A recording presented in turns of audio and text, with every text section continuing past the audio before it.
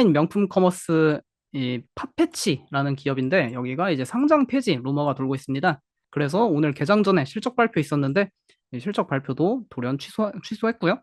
이렇게 명품 구매가 온라인에서 가장 줄어드는 이유 중 가장 큰 이유가 이 명품 시장의 큰 손인 이 중국이 이제 골칫거리가 되고 있기 때문입니다. 이 중국이 이렇게 명품 시장을 계속 견인하고 그럴 줄 알았는데 중국 경제가 좀 많이 어려워졌죠. 그래서 현재 중국에서 명품 시장의 성장률이 이 예상한 만큼 나오고 있지 못한 상황입니다. 그리고 또 온라인 명품 플랫폼이 잘 안 되는 이유는 이제 리오프닝도 한몫하고 있습니다. 이게 온라인으로 구매하면 편리하긴 한데 이 명품을 구매할 때 또 명품 매장에 가서 그 특유의 서비스를 접대받는 것도 이 명품 구매하는 사람들에게는 또 중요한 요소 중 하나거든요. 그러다 보니까 이 2020년에서 21년 좀 코로나 셧다운 기간에는 이게 사람들이 온라인으로 많이 구매했지만 2022년에 리오프닝 진행되고부터는 이렇게 명품 구매가 온라인에서 좀 많이 서서히 감소하기 시작했습니다. 이 파페치라는 기업에서 또 중요한 것 중 하나는 얘네가 온라인으로 명품을 이제 판매하기도 하는데 자체 명품 브랜드들도 갖고 있습니다. 특히 이제 밀레니얼이랑 Z세대들이 좋아하는 이 신명품 브랜드라고 하죠. 이 파페치가 이 뉴가즈 그룹을 2020년에 인수했었습니다. 이 브랜드들이 당시에는 이제 Z세대랑 밀레니얼들이 정말 많이 구매했어서 이제 막 매출 급성장하고 그래서 파페치도 수요 막 괜찮고 그랬는데 근데 여기 가장 중요했던 게 이 오프화이트란 브랜드인데 여기 문제가 하나 생겼죠.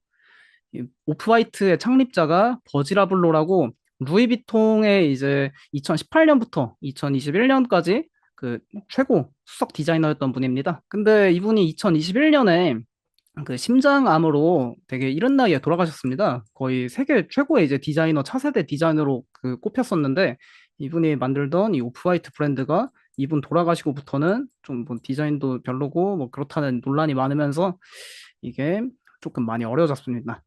그래서 파페치의 주가 이렇게 막 1달러 수준까지 됐는데 어제 이제 오히려 상장 폐지한다니까 밈스탁 마냥 22% 상승했죠. 크라우드 스트라이크 실적 발표했는데 키포인트는 그 지금 보시는 ARR이죠. 애뉴얼 런레이트가 그 지금 35%로 이제 강한 상승을 보이면서 지금 이 보시면 이게 처음으로 30억 달러를 돌파하는 그런 흐름이었습니다. 그다음에 신규 ARR도 13% 성장하는 모습이고요. 신규로 들어오는 것도.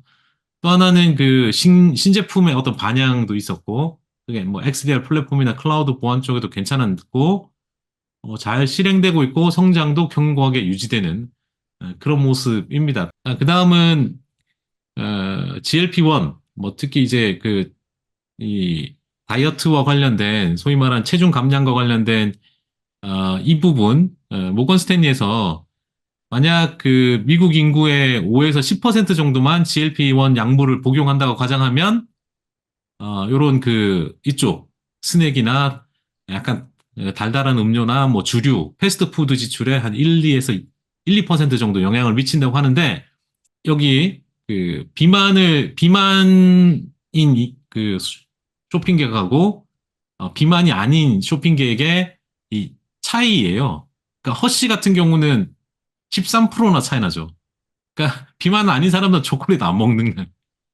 어, 네. 그 다음에 이제 요건 이제 코나그라 브랜드도 그렇고, 그 다음에 이제 크래프트 하인즈 케찹 안 먹나 봐요. 비만 아닌 사람들은 케찹을 많이 안 좋아하는 것 같고. 요거는 그 유럽에 있는 호스티스 브랜드라는 그 네덜란드 쪽인데 요것도 차이가 있는데, 결국 뒤쪽으로 갈수록 차이 나는 거는 비만인 사람은 당연히 단백질 음료 안 먹겠죠, 그죠? 벨링 음, 브랜드 같은 경우는 이런 거고. 골드만삭스의 룰 오브 10이라는 이게 있는데, 요게 어떤 거냐면, 매출 성장이 10%인데, 10% 이상. 그러니까 지난 2년하고 향후 3년, 예상 요 5년치가, 10% 이상인 기업이에요. 근데, 여기에다가, 제가 이제 검색할 때 EPS 성장도 똑같이 10% 이상으로 한 기업들. 그러니까 S&P 음, 500 내에 해당되는 기업이라서, 그 기업들인데, 요건 시가총액으로 놓은 겁니다. 그래서 뭐 첫 번째는 엔비디아, 두 번째는 테슬라, 세 음, 번째는 비자, 네 번째가 이제 브로드컴, 마스터카드, 서비스나우, 그다음에 부킹 홀딩스, 그다음에 시놉시스, 그 다음에 케이던스 디자인. 이런 종목들이 이제 뭐 매출 탑라인하고 이제 바텀라인이 다 좋은 거죠. 그렇죠. 그 다음 10번째가 아리스타 네트워크스고요. 11번째가 치폴레, 룰루레몬, 트랜스다임, 디지털 리얼티, 그다음에 MSCI가 들어가고요. 포티넷 들어가 있고, 코스타, 그 다음에 유나이티드 렌탈이 들어가 있고요. 미국, 중국, 일본, 한국 시장의 실적 비교를 보는 겁니다. 중국, MSCI, 차이나죠. EPS의 모습인데요. 약간의 그림을 보게 되면 중국은 내려옵니다. 꾸준히 우하향이죠. 실적이. 우하향되고 있고 특히 내년도 2024, 올해 2023까지 다 내려옵니다. 그 다음에 지금 보시는 실적을 감안하면 딱히 투자의 매력이 별로 없어 보인다. 그 다음 일본. 일본은요. 지금 하강 최고치 가고 있죠. 30년 만에 처음으로. 갈만해요. 갈만하잖아요. EPS 보세요. 갈만하죠. 여기가 종고점. 뚫고 올라갔잖아요. 올라가고 있죠. 당연히 갈만하겠죠. 그냥 가는 게 아니에요. 사상 최고치 갔다 뭐 갈만한 거예요, 지금. 일본은. 그 다음에 보시는 것처럼 2023 올라가고 있죠. 같이 또 전망치가 또 올라가요, 심지어. 봤고요. 한국, 코리아 인덱스. 보시면 아시겠지만 10년 전, 2012년치에 현재 있는 거예요, 지금. 물론 등락 있지만 다시 원복. 원복하고 있는데 중요한 게 뭐냐? 2023 내려오고 있고 2024까지 내려오고 있다. 전망치가. 근데 중요한 건 뭐냐면요. 이대로 주가가 움직여요. 제가 보여드릴게요. EWI죠. 한국물이. 확대합니다. 확대. 아까 본 확대한 건데요. 10년 동안의 모습이죠. 보시면 잘 보세요 한번. 겹치면 똑같아요. 요 주가 궤적을 보시면요. 똑같이 정말 똑같이 움직여요. 똑같이. 실적 그대로 움직인다니까요. 매출 성장, 이익 성장 그대로 움직이는 거예요. 아무도 안 믿죠. 그러니까 해도 안 듣는데 저는 얘기하는 거예요. 저는. 왜 그러냐면 결국에는 실적에 대한 부분을 보고 투자하는 거. 사람은 여러분들 뭘 봅니까? 인격을 보죠. 인격. 그 사람은 성정을 보고. 주식은 뭐 실적을 보고 투자하는 거 아닙니까?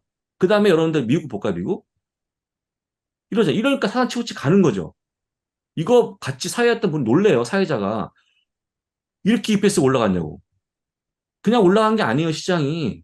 지금 올타임에 그냥 간 겁니까? 이거 이렇게 올라왔잖아요. 지금. 그 다음에 또 올라가잖아요. 2024도 올라가지 않습니까? 이것과 한국은 차이가 있다. 제가 한국을 비판하는 게 아니고 그런 차이가 있긴 있으니까 여러분들 소중한 자산을 어디다 둘지 참 생각해 보라고요. 저희는 물러가고 내일 또 뵙겠습니다. 고맙습니다.